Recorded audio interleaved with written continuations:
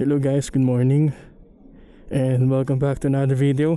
Actually kakatapos ko lang sa work kaninang 9. So today, nag-prepare ako, may biglang ride. Kasama ko si Leishi. Doon lang daw bandang somewhere in Tanay bago mag KM90. So time check, 9:17. Bilisan na lang natin note kasi ayan, maaraw na. At may sasabihin ako sa inyo mamaya. So abangan nyo lang guys. So marami pa naman akong gas at tingin ko sa buso-buso na lang ako magdadagdag or pag-uwi ko na lang. So tara na, kasi anong oras na.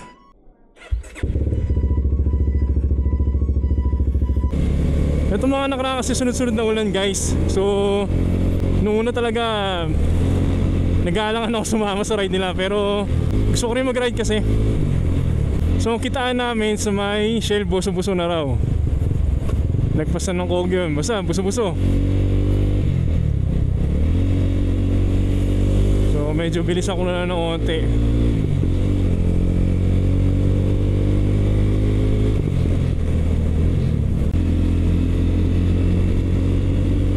May mga inaya pa raw siyang iba, kaso hindi ko sila kilala.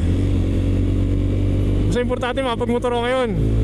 Kaya may pasok pa mamaya, last shift ko mamaya Partida yan guys, wala pa akong tulog.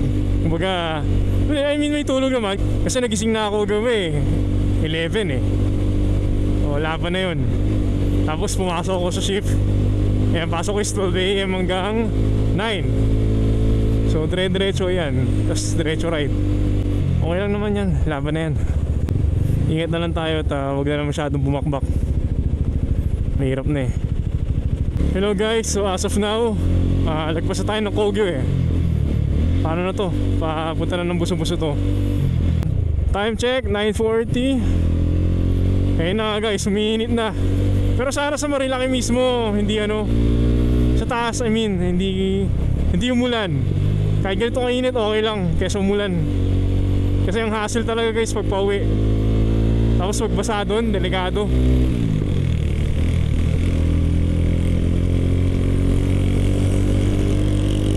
Medyo traffic sa baba kaya natatagalan ako. Anyway, pag pumunta ako ng Marilaki, ito yung favorite part ko.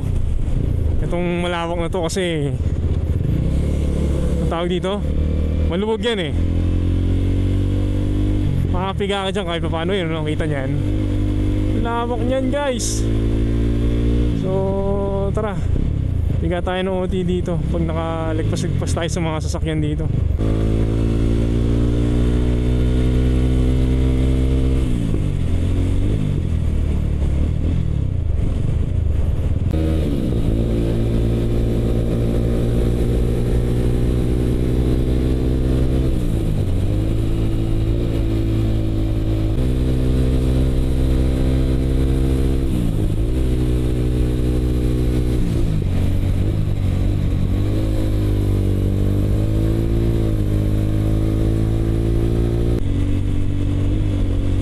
Yan, minsan tumatambay ako dyan guys.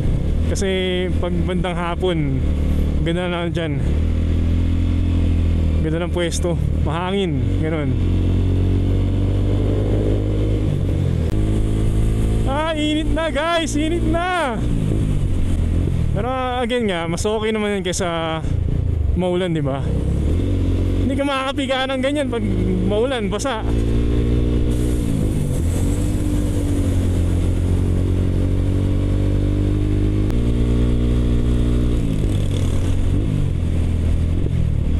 Malapit na naman na tayo guys Pagdating ng arko dyan, tapos pababa sa kaliwa, doon na yung Shell buso-buso. Ayan na.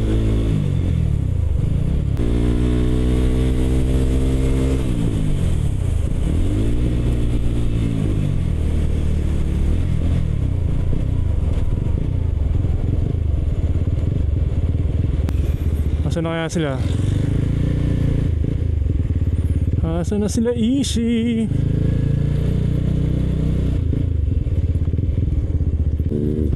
Ang ganda na si Inay, no? Alam ko na, parada na lang muna tayo banda dun. May sasabihin ako sa inyo guys.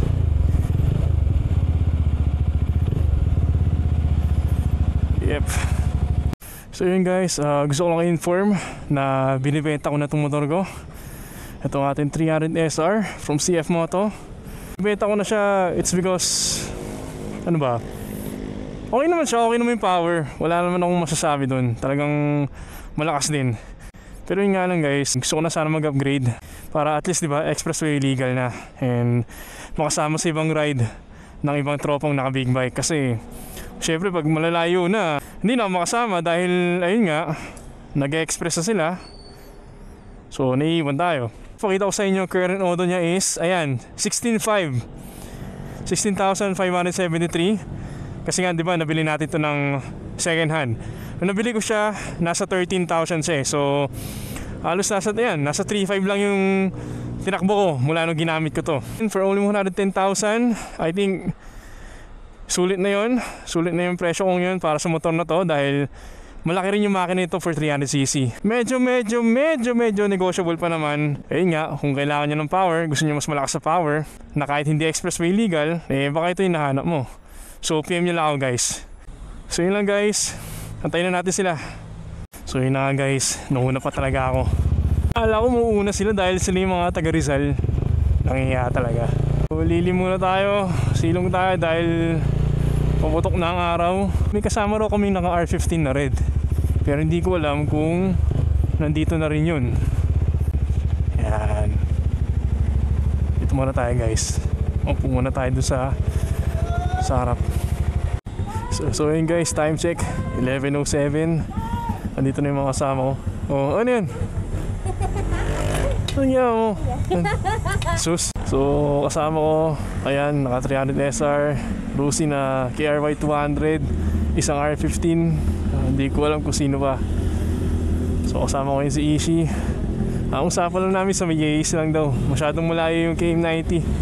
Anong oras na kami abutin? Tsaka posible pa umulan. So tara na. Apat lang ba tayo? Akala ko may kasama pa. Yung mga kasama ko na bigla, tumabo ba ba? Mga taga-south kasi. South? Oo. Okay. Ang init ng biyahe nito. Ang init ng biyahe. Ganun din yan boy, ganun din yan. Mukhang bumabakbak tong naka R15 eh. Yan natin.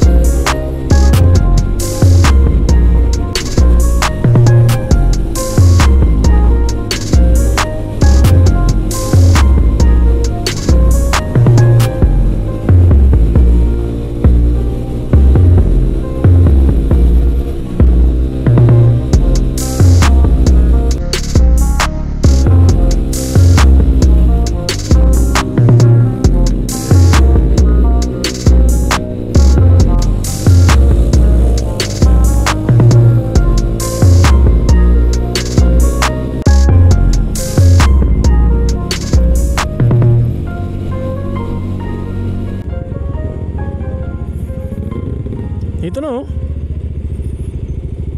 Yan. Paano ko nisi? So ano, ending mas malapit boy. Huh? Ending natin mas malapit. Ay, kasi pa rin. Ay ko na nakakalimutan susi ko. So yun guys, bagsak namin sa Cafe Natividad. Mas malapit. From Infanta to Yais. Tapos Cafe Natividad. Mas malapit pa. Sana pala nagkanya-kanya kami punta dito. Pero okay lang. Gutom na rin ako. Ayan tayo.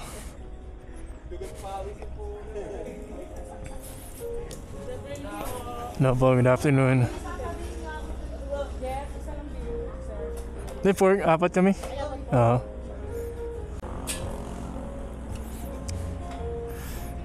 Sundo pa sila guys. Pipicturan pa. So yun guys, kakatapos lang namin kumain sa Cafe Natividad dito sa Marilake. So hanggang dito na siguro yung video ko dahil pupunta pa kami ng Pililla. Eh baka hindi na umabot yung battery ng Insta360 natin. Again, available pa tong 300 SR natin. Nakapost ito sa marketplace. So lalagay ko lang yung link sa description para ma-message nyo ako directly doon sa FB account ko. Again guys, this is Carl Joseph Medaya again. Peace out.